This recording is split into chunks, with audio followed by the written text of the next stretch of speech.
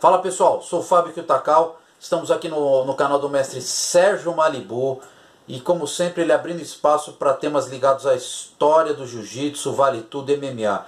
No meu último vídeo eu falei um pouco sobre a vida do Masahiko Kimura e o pessoal gostou bastante e eu decidi falar um pouquinho mais sobre a vida do Kimura nesse vídeo de hoje. Muita gente fala que o Masahiko Kimura é uma lenda, que ele foi um grande lutador, mas poucos sabem exatamente por que o Masahiko Kimura é considerado essa lenda dentro do judô. Kimura nasceu em 1917, começou por volta de 10 anos a Shugako, que atualmente é chamado de Junior High School, né? O ensino no Japão é semelhante à divisão feita no Brasil, com básico, intermediário, profissionalizante e nível superior. O Kimura passou então a infância e a adolescência praticando judô até ingressar em 1935 na Takudai, que é uma universidade particular que existe no Japão, e aos 18 anos ele já era um faixa preta quinto dan. Nós vamos saber então exatamente por que o Kimura é considerado talvez o maior nome do judô de todos os tempos no Japão. Nessa época existia um campeonato chamado Zenihon Judo Senshu Ken Taikai. É um nome complexo que basicamente hoje o pessoal conhece como All Japan Judo Championship. Esse campeonato ele seria basicamente similar ao Campeonato Nacional de Judô.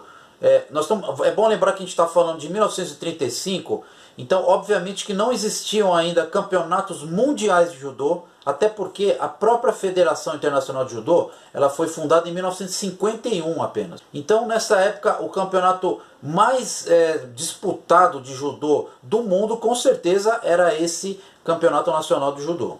O Kimura venceu esse All Japan Judo Championships em 1937 pela primeira vez e ele venceria em 38 e 39.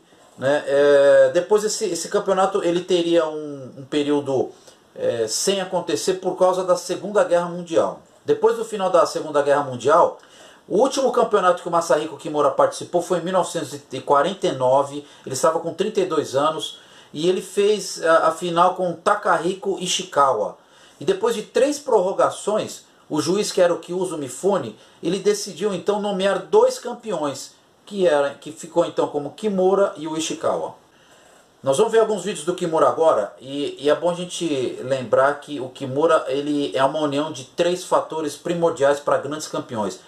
Obviamente que ele tem um talento nato, tem um físico já, uma genética privilegiada, que deu a ele um físico muito equilibrado, ou seja, ele não era nem muito grande e lento e nem muito leve e fraco. Ele estava num peso, ele media 1,70 m e pesava 85 kg e realmente tinha um físico muito bem proporcionado.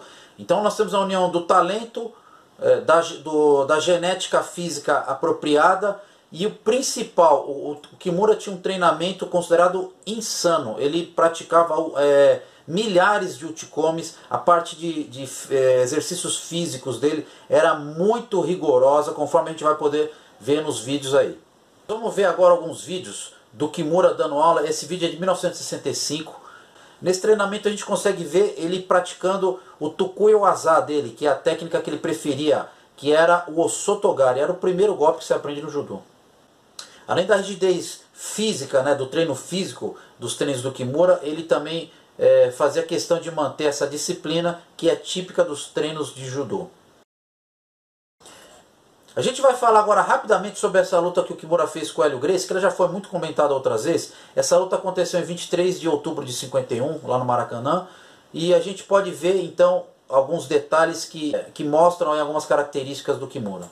A gente pode ver que logo no início o Kimura já aplica no Hélio Gracie a sua técnica preferida, que é o Sotogari, passa agora Toriano e depois rapidamente já faz aquela posição do Honke Sagatame, uma posição de Osaikomi, de imobilização.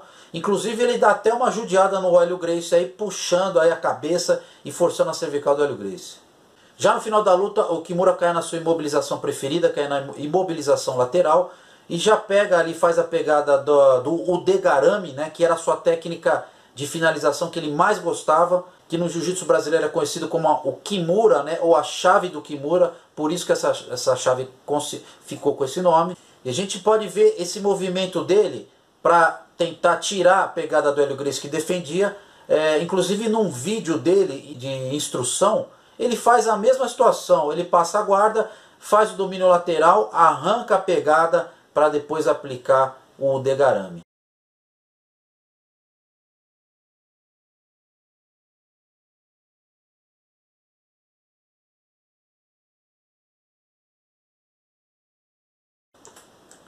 Obviamente que o Kimura tinha variações dessa chave de degarame, conforme o vídeo mostra aí, ele fazendo algumas variações até o degatame, onde estica o braço.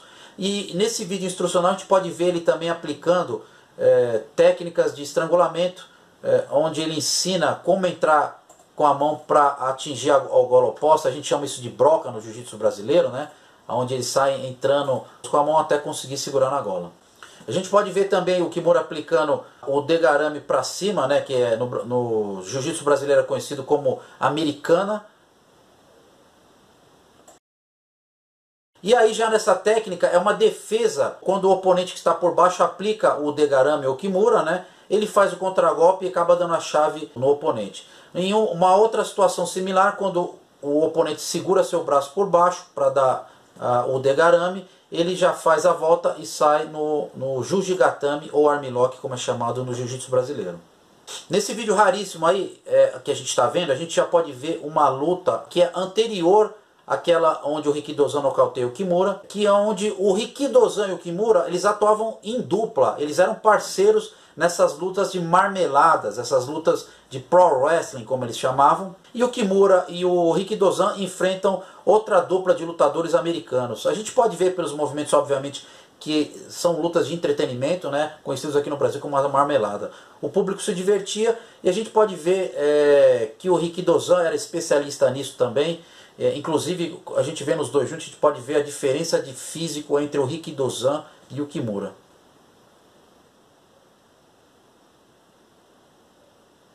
A gente pode ver mais algumas imagens aí do físico privilegiado do Kimura. Justamente por causa dessa obra, o Kimura deu muitas entrevistas quando já tinha uma certa idade, e até hoje ele é considerado um dos nomes mais lembrados e influentes do judô mundial.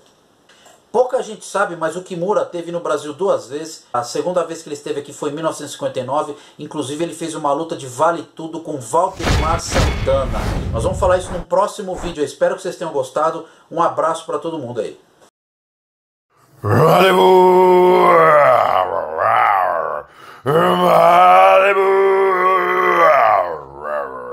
Malibu.